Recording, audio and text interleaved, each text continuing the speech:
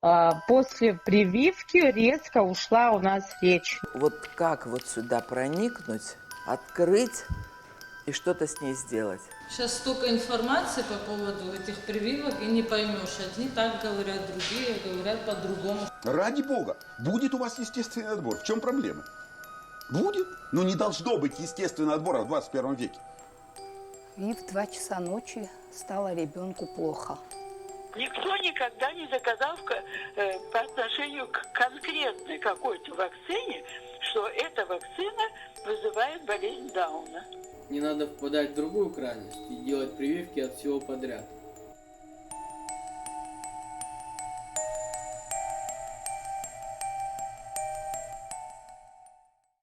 Когда-то я стояла перед выбором, делать прививки детям или нет. Сегодня мне бы не хотелось вам навязывать свою точку зрения и говорить о том, какое решение было принято мной. Наша задача в этой программе показать аргументы и сторонников, и противников вакцинации, чтобы вы, зрители, могли сами сделать правильный выбор. С каждым годом все больше людей отказываются от вакцинации. Прививать ребенка или нет, хоть и является вопросом национальной безопасности, но добровольное дело родителей. И такой отказ не может быть основанием не принять ребенка в школу или детский сад. Идея снять выпуск о прививках была задолго до пандемии, но с распространением коронавирусной инфекции было важно и интересно узнать, изменится ли отношение граждан к вакцинации. Для сбора материала для этого выпуска мы в первую очередь обращаемся в Сухумскую детскую поликлинику. Противников вакцинации много, большинство из них ссылаются просто на страх. Но есть и те, чьи дети серьезно заболели, и они связывают это с осложнениями после прививки. Означает ли то, что если сделал вакцину, ты не заболеешь? Видимо, это касается гриппозной вакцины. Здесь нужно сделать пояснение. Вот когда гриппозную вакцину сделают, и ребенок простуживается. Это разные вещи. Вакцина против гриппа А и Б. А простуживается ребенок от банального РВИ инфекции, их целый десяток, если не больше. Поэтому мама говорит: ой, вроде бы я сделала вакцину против гриппа, почему же мой ребенок заболел? Так он перенес совсем другую вещь. Ну, я как поняла, вакцина это не всегда означает стопроцентную защиту, но тем не менее человек, который сделает вакцину, может переболеть, но не в такой тяжелой форме, если бы он вообще не сделал. Да. Во-первых, случаи заболевания редкие, очень редкие. То есть вот такая, например, против коревой он сделал, да, и какая-то легитированная корь, она может быть, но она легко может протечь. Это довольно редко бывает. Поэтому либо редко, либо очень легко. Эта молодая женщина сегодня не планировала делать прививку, она противница вакцинации. Но, увы, ей пришлось не просто идти, а бежать в поликлинику и делать противостолбнячную вакцину. Это не обязательная прививка, да, сейчас вы делаете? Нет, не обязательно. Мы вообще не привитые, просто она упала, и мы от столбняка хотим сделать. Боялись раньше делать прививку? Ну, со старшим сделала, а вот с этим пока не решаюсь. Нет. Сейчас столько информации по поводу этих прививок, и не поймешь. Одни так говорят, другие говорят по-другому, что стоит делать, кто-то отказывается. И, честно говоря, не знаю, вот я со старшим сделала, с этими 2 девочками, вот ей 3, младшей 2. Я не решилась и... А чего, каких осложнений боитесь? Что вы думаете будет? Ну, не знаю, вот кто-то говорит, вот есть общие знакомые, там, после прививки ребенок не разговаривает или еще что-то. Я не знаю, может, это совпадение, но... Столбняк – бактериально острое инфекционное заболевание, характеризующееся поражением нервной системы и судорогами. Причиной заражения могут быть даже микротравмы, то есть уколы острыми предметами, занозы и укусы животных. Летальность при столбняке высокая – около 40%. От столбняка начинают прививать с 3 месяцев. Вообще в национальный календарь прививок входит несколько вакцин. БЦЖ, АКДС, хибинфекция, полиомиелит, ВГБ, пневмо, рота, КПК, АДС и АДС-М. Список в каждой стране свой, он может корректироваться время от времени. У нас, значит, была прививка сделана в годы 7. Мы вообще пришли к врачу. вылечить кашель. В итоге нас поставили на плановую прививку, сказав, что если у нас нет температуры и насморка, просто кашель, то нам он не помешает. АКДС, значит, там сделали. После того, как мы пришли домой, поднялась температура под 40, высыпала. Думаю, у нас побочка это как бы. И после температуры мы, естественно, начали как бы лечиться от температуры. Кашель у нас усугубился, вплоть до того, что ребенок у нас задыхался от кашля. Где-то 2 месяца мы, наверное, просто лечились как от простудного заболевания. Мы сами не понимали, что происходит с нашим ребенком. После прививки резко ушла у нас речь. Но мы занимались лечением ребенка и как-то особо на это не обращали внимания. Вакцина, которая к нам поступает, откуда, что это за вакцина? Очень многие не доверяют качеству вакцины. Ведь были случаи, да, в мировой практике медицинской, были случаи, когда некачественные вакцины попадали... Были такие вакцины, да, я помню, как-то была здесь вакцина индийская, да. В Абхазии такого бывало?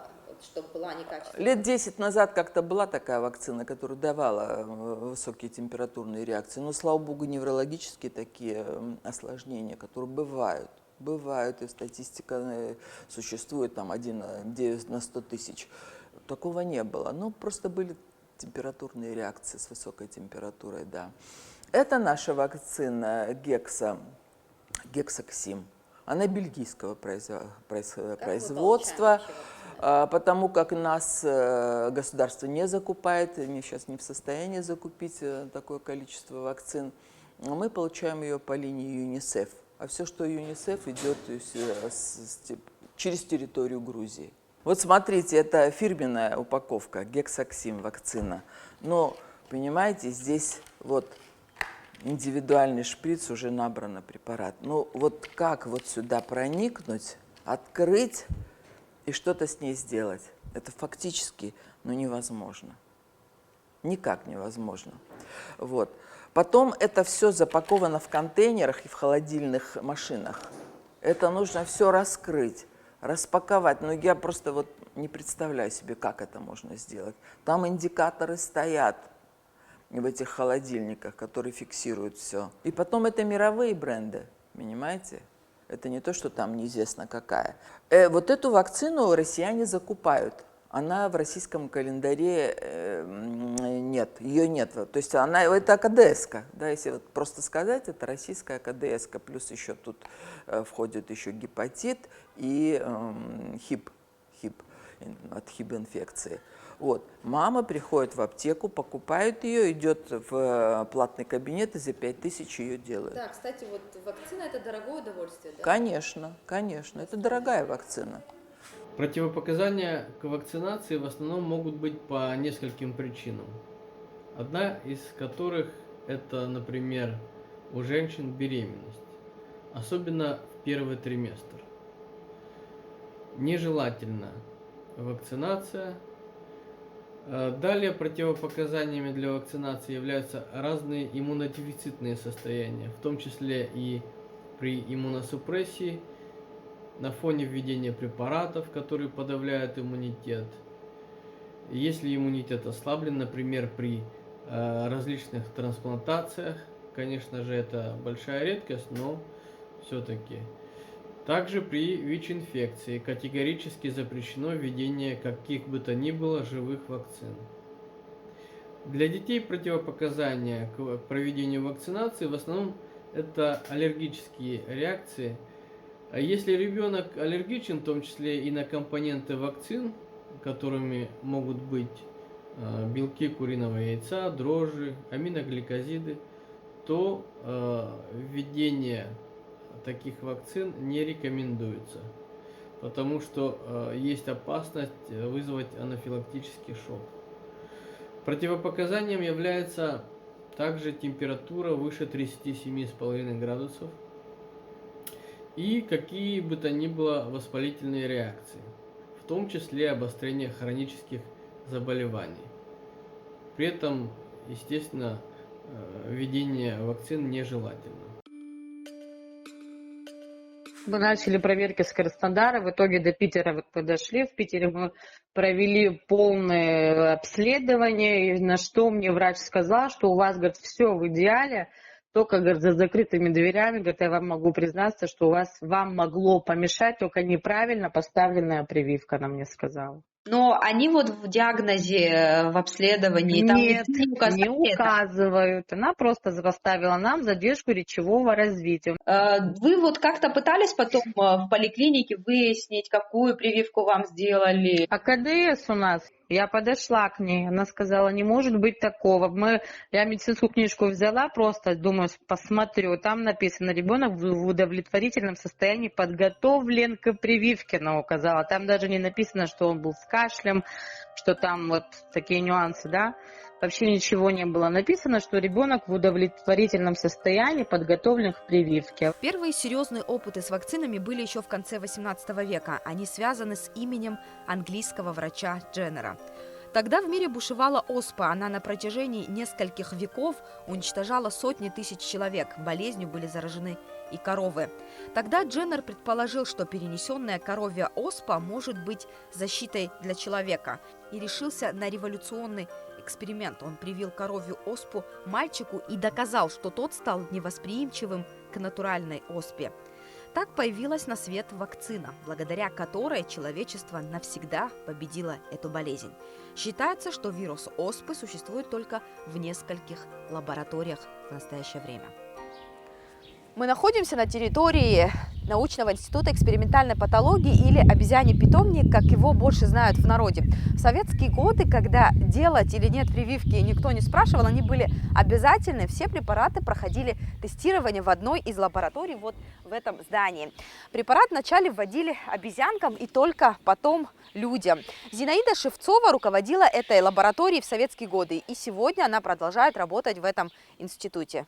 Все заболевания вирусные именно, человеческие, у них не воспроизводятся на мелких лабораторных животных, а воспроизводятся только на обезьянах. Поэтому обезьяны, у которых заражают этими вирусами, на них проверяют вакцину. Наш институт всю жизнь занимается моделированием на обезьянах микробных, бактериальных инфекций и вирусных инфекций. Эта вакцина, это был очень большой успех вакцинологии, когда вакцину против полиомиелита сначала изобрели в виде прививки, в виде укола, инъекции. Да? Что такое? Это была вакцина полиомиелитная, например. Это вирус полиомиелита, размноженный в культуре клеток, вне организма, в культуре, в лаборатории. Вирус не живой, но он дает, в организме развивается иммунитет. Вот это сначала вакцина была, это было очень был большой успех. Наше небольшое исследование в социальных сетях мы провели очень быстро. В эксперименте участвовало около 100 человек. Нашей целью было выяснить, какой процент из них против прививок и почему они так считают. Результаты исследования во многом совпали с нашими ожиданиями. Примерно половина опрошенных считает, что вакцинация нужна, а вот остальная часть против. И только 15% затрудняются ответить. Около 70% участников нашего эксперимента получают информацию о вакцинации не только от врачей, но и от друзей, знакомых, и в том числе из интернета. Доктор Комаровский – один из активных пользователей YouTube-пространства. У него в подписчиках около 3 миллионов человек, и много родителей доверяют ему. И вот что он говорит о вакцинации. Но не все получают информацию из таких достоверных источников, порой берут материалы из фейковых публикаций. Высочайший интеллектуальный уровень народа таков, что когда сотни тысяч заболевших и десятки умерших от кори, народ упорно продолжает спрашивать, спроси про вакцинацию. Что я могу сказать? Ребята, умирают люди от кори в 21 веке. Всемирная организация здравоохранения считала, что у нас есть шансы к 2000 году вообще забыть о коре на Земле. но оно недооценило антипрививочников, понимаете? Причем в Италии просто было 80% снизилась вакцинация, уровень вакцинированности детей до 80%. Началась вспышка кори, заболело аж 2000 человек. Там тут же перестали пускать детей в школы, в детские сады. 500 евро штраф с родителей за то, что дети не вакцинируются. И мгновенно сейчас уже 95% привито. У нас привито было менее 50%. Больше всего заболевших, то есть в Украине больше заболевших, чем во всей Европе. А у нас люди спрашиваются, вакцинироваться или не вакцинироваться? Так вакцинироваться? Да, конечно, вакцинироваться. Что за бред? Ну, ребята, в 21 веке, а как можно? Нет, вы хотите включить механизм естественного отбора? Ради бога. Ради бога. Будет у вас естественный отбор. В чем проблема? Будет. Но не должно быть естественного отбора в 21 веке. Не должно быть. Если у родителей нет ума, почему ребенок должен страдать? А задача родителей – обеспечить своему ребенку качественную вакцинацию в нормальных условиях, потребовать нормальные вакцины. Сейчас вакцины нормальные вполне. Страшилкам из интернета люди легко верят, хотя чаще всего там речь идет о неподтвержденной информации. А вот информация, которая официально подтверждена, не всегда попадает в сеть. Так, 26 марта в детской республиканской больнице умер ребенок от коклюша. Ему было 20 дней от роду. Прививку сделать не успели. Ее обычно делают 2 месяца. Он заразился от родных, братьев и сестер. Здесь интересен сам факт, насколько опасна инфекция для малолетних детей. В то время, пока я собирала материал, мне приходили сообщения от родителей, которые категорически против прививок. Причина – болезни, которые выявились у их детей после вакцинации. Для Людмилы Хашба вопрос с прививками ее внуков уже решен. Семья полностью отказалась от вакцинации. Ребенку было 5,5 лет. Сделали ему прививку. Прошло где-то дня 3. И в 2 часа ночи стало ребенку плохо. Мы не думали, что какой-то приступ или что, температуры не было, ничего. А ребенок потерял сознание, проглотил язык. Мы, стали вытаскивать язык. Вроде вытащим, опять сознание теряет. И никак в себя не приходит. И привезли его в больницу. Очень долго не могли его привести в себя, но кое-как привели и сказали, что это как бы приступ эпилепсии, который мы 5,5 лет не видели. Ну, нам сказали, что надо ребенка срочно вывозить. Вот мы вывезли в Краснодар, там поставили диагноз начинающая эпилепсия в ранней стадии. Но причиной является прививка, потому что они сами друг другу говорили, врачи, и мама это услышала. Но в диагнозе это не написано? Нет, в диагнозе они не написали. Причина? Когда мы повезли в Краснодар, я у врача спросила, я говорю, может быть это от прививки, потому что не было ничего, а у нас это после прививки. Она мне говорит, мы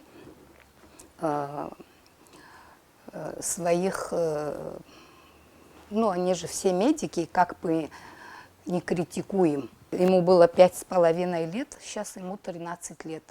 Утром и вечером мы принимаем вот эти таблетки. И мы считаем, что у нас потом родилась девочка, мы ей ни одну прививку не сделали. С вопросом о том, имеет ли основание мнение, что тяжелое заболевание ребенка может быть связано с прививкой, мы обратились к педиатру, кандидату медицинских наук Диане Гадлия. Тут, наверное, не столь важно мое отношение, сколько мнение мирового сообщества в этом плане. Ведь есть много примеров отказа многих стран, к чему это все привело. Могу привести банальную статистику. В 79 по 96 года в Швеции отменили коклюшный компонент. Это привело к массовой эпидемии. Свыше 60% детей заболело, из них более 10 детей умерло. Эти дети на тот момент их исследовали как подопытных кроликов, при этом ни один этический комитет этого не допустил бы, а тут они просто допустили это из-за боязни цельноклеточной вакцинации. То же самое в России в 90-х годах из-за отказа вакцинации от дифтерии, не отказа, а низкого охвата, правильнее сказать, более 4000 людей погибло. Это не хрестоматийный случай, как пример тому, к чему может привести, если снизится уровень вакцинации.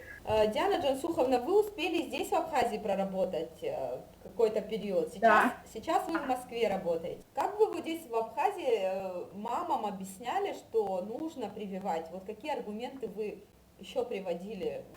Если даже вот время приема ограничено, я всегда старалась, если пациент, если им интересуется и хочет услышать альтернативное мнение, я всегда пыталась объяснить, потратить на это еще плюс время. Мне важно было, даже если это один пациент, и он привьется, это важно будет для общества в целом. Вот кто-то, как сказала, мнение у всех разное, и это нормально. Но важно, чтобы прислушивались к альтернативному мнению, не только слушали конспирированные антипрививочные, но и услышали доводы извне, другие, и сравнить их. Я в одном вот издании, таком серьезном издании, читала интервью с доктором. Этот врач сказал о том, что прививка может спровоцировать какую-то генетическую болезнь, которая уже была у ребенка. Действительно ли это так? Да. Могу сказать однозначно, скорее да, чем нет. Но тут такой ответ. Как прививка, так и вирусная инфекция, так и стрессовая ситуация может быть пусковым механизмом. Это уже, к сожалению, генетически заложено в ребенке. Оно с течением времени, оно производит ситуации. Будет прививка, бывает совпадает с прививкой, бывает совпадает с вирусной инфекцией, либо там спонтанное возникновение. Но это уже генетически детерминировано. Тут вина не в прививке, не прививка, так это будет вирусная инфекция, которую, к сожалению, тоже не предотвратишь. То есть, получается, рано или поздно эта болезнь, она бы проявилась? Да, все верно, все верно. Но, может быть, антипрививочники как раз-таки оттягивают этот момент, и в какой-то степени они, может быть, правы, что отказываются делать прививки? Боятся спровоцировать вот это? Хорошо, тогда такой возникает обратный вопрос. А если это будет вирусная инфекция, которая спровоцирует, ее можно оттянуть каким-то образом? Ведь это дело случая. Есть, во-первых, есть этический комитет, который занимается противопоказанием вакцинации. Вот последние там рекомендации обновления были в США, и там 2 противопоказания.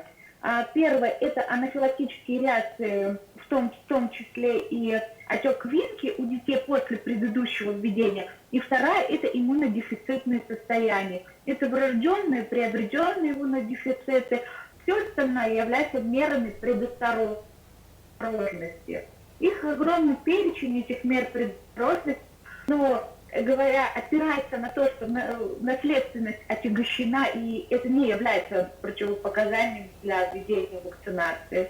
Какая подготовительная работа должна быть проведена с ребенком перед вакцинацией?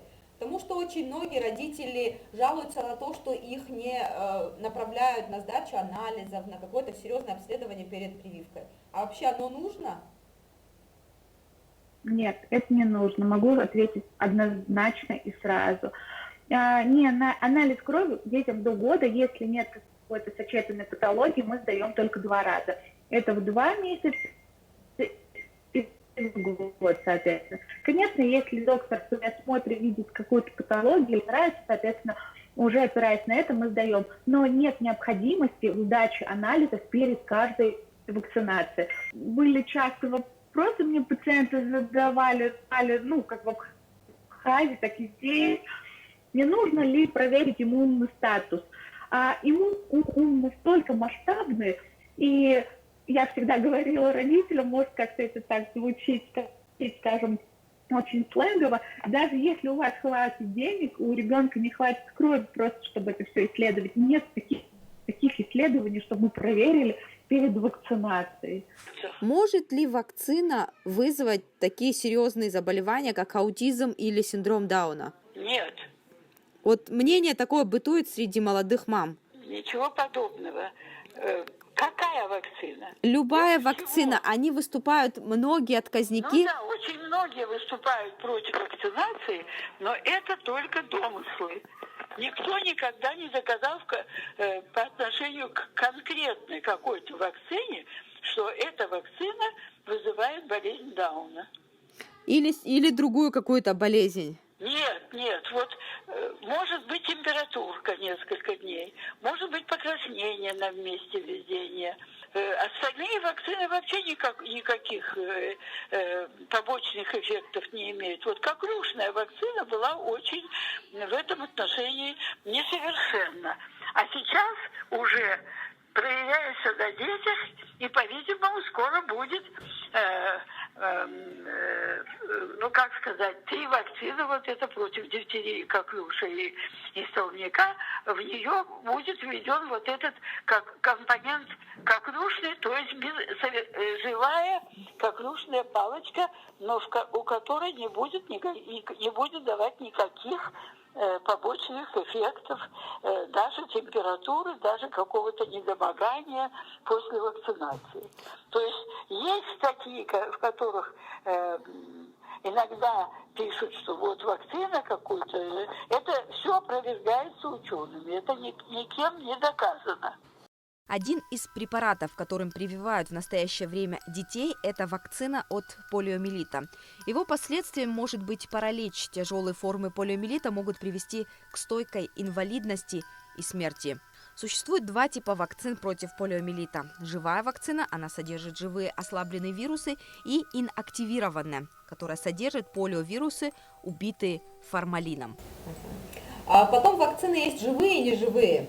Живые и неживые вакцины. Да. Детям вводят живую вакцину, он идет в детский сад. Возможно, в наших детских садах есть дети, которые еще не привиты. Как это на их здоровье может? Он же может заразиться от этого ребенка. Да, это всем известно, полиомиелит ассоциированная инфекция, которая может возникнуть. И поэтому ребенку, которому нужно 5 вакцин от полиомиелита получить, мы делаем 2 инактивированные, а потом вводим живую, дабы предотвратить вот эти осложнения.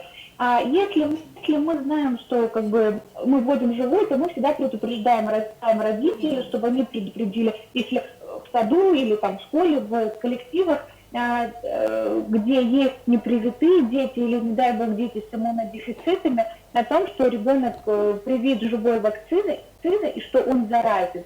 И в этой ситуации отвод от посещения детского сада, либо других учреждений на 30-40 дней, соответственно, проводится. Но это всегда должно быть осведомлено. Это если не массовая вакцинация в саду, в школе, а в частных в клиниках или в поликлинике проводится, то это всегда родители должны проводить, родители должны такие разъяснительные, скажем, беседы, диалог проводиться. Да, все верно, что этот ребенок опасен для тех, кто не привит, либо других детей с иммунодефицитными состояниями. И это нужно контролировать, конечно. Что такое вакцина? Это размноженный возбудитель, бактерия или вирус искусственно, вне организма, большое количество наработано, как вирус, который размножается только в культуре клеток. Если клетки вне организма размножаются и их заразить, в них вирус развивается, живой. Он должен быть или патогенный, или ослабленный. Если вы его ослабили, как сейчас генетики этими методами владеют, если раньше вслепую 10 лет Кальмет и Жирен проводили оспенный вирус, пассировали, как это называется, от одной коровы к другой и так далее, пока не получили совершенно непатогенный, не вызывающий заболевания оспы у людей. Это вирус оспы коров. Они из него получили вот такой генетически ослабленный штамм. А искусственно получили, вставив изменения в геном вируса гепатита Б, он тоже живой. этот вирус. Но не патогенный, то есть там вот этот ген, который отвечает за болезнетворность, за патогенность, это болезнетворность, способность вызвать болезнь, он ослаблен, доведен до нуля. И только остались структуры, которые стимулируют выработку иммунитета против этого вируса, обязательно против данного возбудителя. Еще одна причина, из-за которой родители отказываются прививать детей, связана с сомнением в качестве вакцины. Вообще антипрививочников можно разделить на две группы. На тех, кто считает даже качественную вакцину ненужной и опасной, и тех, кто считает, что прививки нужны, но сомневается в их качестве. Это бокс, да, или холодильник, Да. в котором находятся прививки, да? Как они должны вообще храниться? Покажите, пожалуйста. Наша вакцина содержится все в разных, как вы видите, отдельно векса, отдельно пневма. Ну, не очень холодно, я смотрю. Температура от плюс 5 до плюс 8 градусов должна быть в холодильнике. Каждой маме мы вытаскиваем вакцину разовую, показываем срок годности, показываем серию и производителя. Скажите, а вот, например, мне сделали прививку, я могу флакон с собой забрать? Нет, флакон вы не можете с собой забрать. Единственное, например, с военного городка у нас, мы можем вот это отлепить. Например, у них же свои российские сертификаты. Мы это им крепим на сертификат, можем приклеить, а флакон нет. Сфотографировать, например, мне. Нет, мы это все записываем. Что мне сделали? Мы это все записываем в карточку. После того, как сделали вакцину, каждому ребенку записывается, фиксируется, что число, доза и серия обязательно. После чего мы нашу вакцину утилизируем в специальный ящик. Национальный календарь прививок составляется специалистами-медиками. Он содержит все необходимые прививки, которые являются обязательными в государстве проживания и должны ставиться в определенные сроки. Но, в свою очередь, мне кажется, что этот календарь прививок крайне необходим непосредственно для самого человека и для родителей детей, чтобы, во-первых, понимать, какие прививки уже были сделаны и когда. То есть знать, от каких инфекций ты и твои дети потенциально защищены, а какие могут представлять опасность. Естественно, какие прививки делать, а какие нет, зависит от эпидемической ситуации на территории проживания. Причем ведь надо понимать, что каждая инфекция тоже имеет свою географическую особенность, которая сложилась исторически. Хотя, впрочем, в наше время, во времена туризма, многие инфекции были завезены на территорию и уже успели укорениться. Естественно, если вы живете на территории, где много клещей, переносчиков клещевого энцефалита, то, конечно, вам стоит привиться от этой опасной инфекции. Для туристов очень важно знать, что при посещении определенных стран им настоятельно рекомендую сделать прививки от тех заболеваний, которые эндемичны в странах посещения.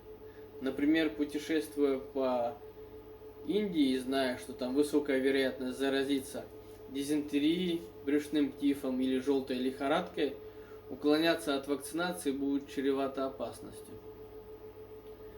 Опасностью заразиться данными инфекциями. Но, с другой стороны, и не надо впадать в другую крайность и делать прививки от всего подряд.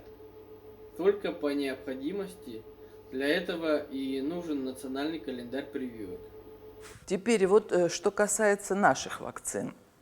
Смотрите, все-таки мы избежали вспышки кори.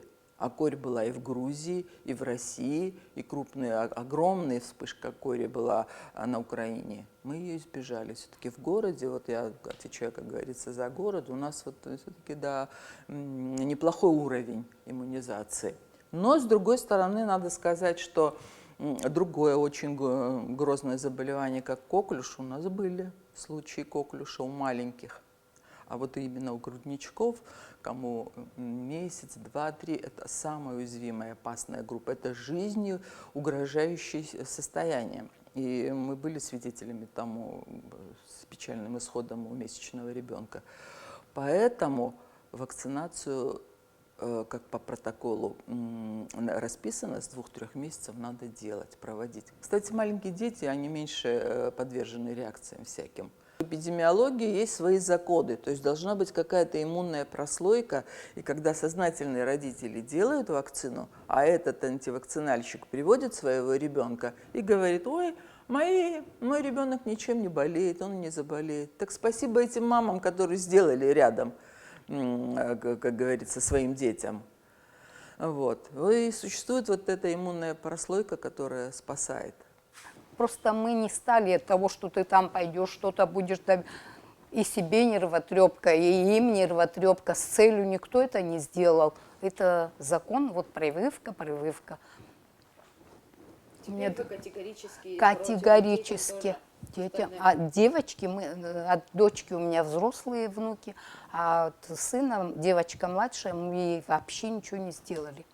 Даже вот знакомый парень, он у нас родился с обвитием. Как-то он разговаривал, говорит, вот прививку жена, говорит, хочет делать, говорит, а я что-то, говорит, не хочу. Я говорю, а как ребенок нормально родился, все. Вот так с обвитием, я ему говорю, ни в коем случае не делай.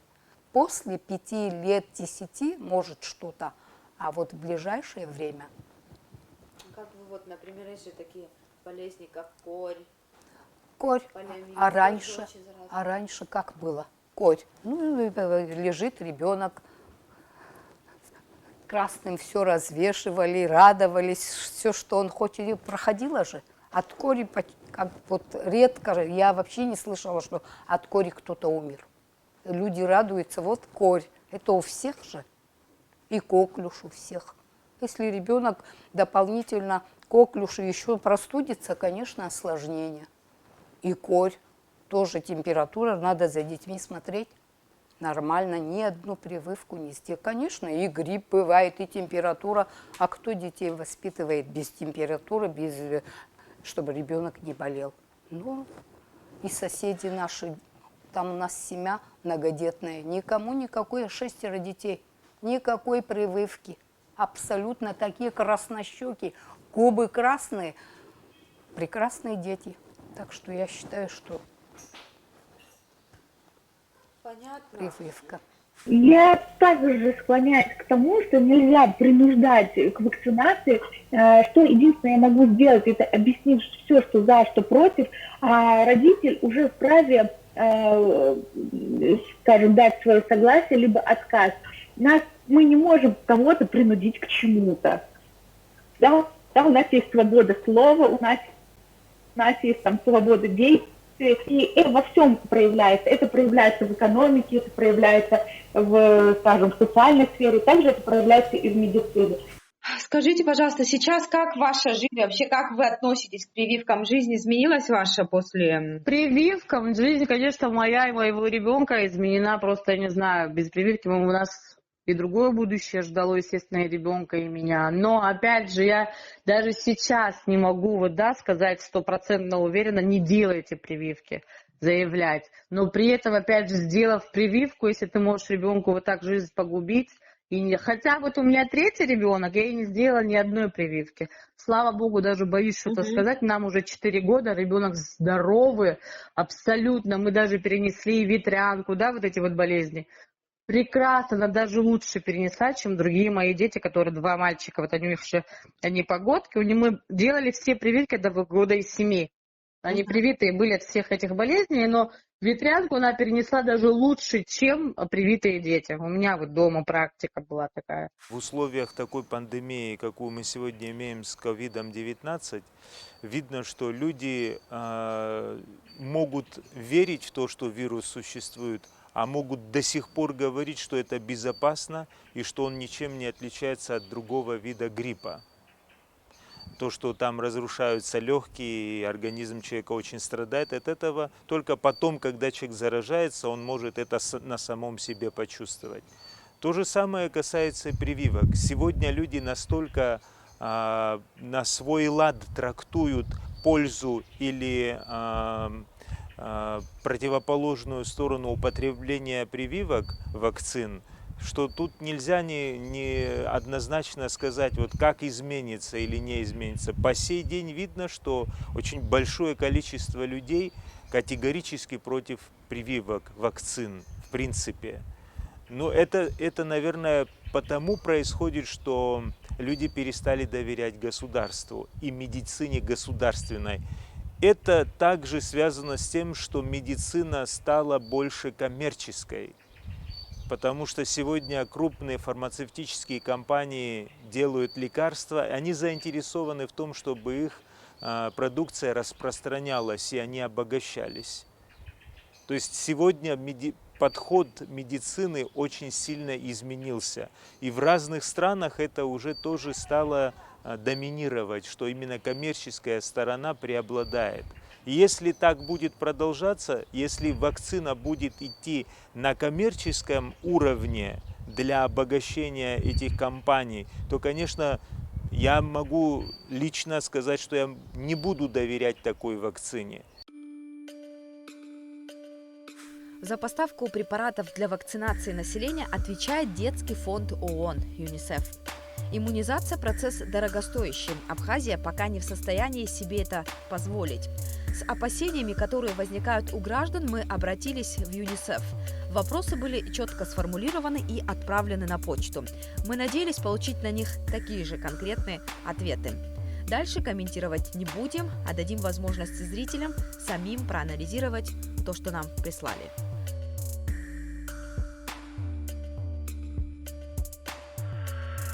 Другой вопрос, который волнует родителей, это опасения, связанные с производством вакцин. Производителей много, и каждый раз в республику завозят препараты различных фармкомпаний. Почему так происходит, если есть уже проверенные производители? Не является ли это экспериментом, как думают некоторые мамы? ЮНИСЕФ ответили на это таким образом.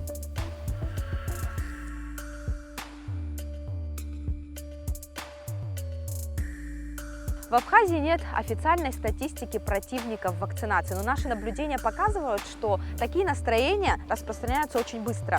Иммунная прослойка населения, то есть люди, которые массово были привиты в советские годы, и тех, кого частично прививают сейчас, она становится все меньше. Не вернутся ли тогда такие страшные болезни, как корь, туберкулез, гепатит Б? Можно ли так рисковать здоровьем своих детей, основываясь на наших страхах и неподтвержденной информации? А если бы придумали вакцину от рака, вы бы не хотели ею привить своих близких? Подумайте об этих важных вопросах сейчас, чтобы не жалеть об этом потом.